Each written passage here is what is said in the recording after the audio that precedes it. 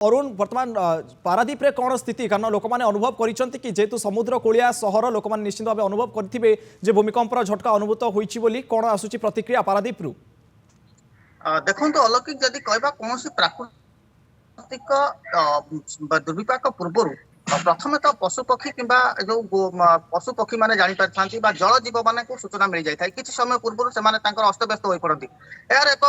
माने ज्वलंत उदाहरण आज देखा मिलता आम बर्तमान रही पारादीप तारणीगढ़ जो माँ शारला गो सेवा आश्रम परिसर में रही जो पाखापाखि 143 गोमाता जो मैंने दुर्घटनाग्रस्त गोमाता को आनी सेवा करा जाय थाय तो आज सेठाकर दृश्य सकाळ रे जतबेले से माने सेवा करथिले गोमातांकर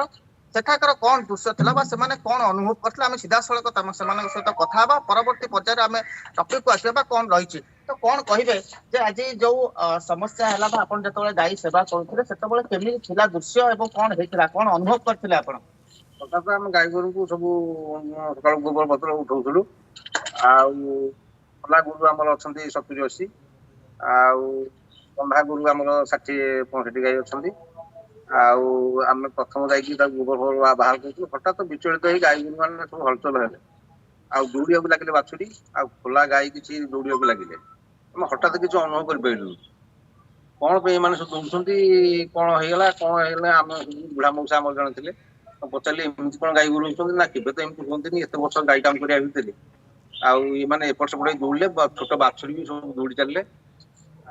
आम देखु देखु कौन है कौन ना आस्ते आस्ते आस्ते आस्ते स्वाभाविक जमी हवा कथा समय केतटा समय हम यहाँ प्राय आम तो 5:30 बेलू उठी कम करूँ यहाँ प्राय 6:05-10 भितर अनुमान तो शुणुले अलौकिक जदि कहबा ठीक 6:10 सुधा गोरु गाय जो माने रही गोमाता रही से अस्तव्यस्त हो पड़ते इस्तस्त होते किसी भावी पार नथिले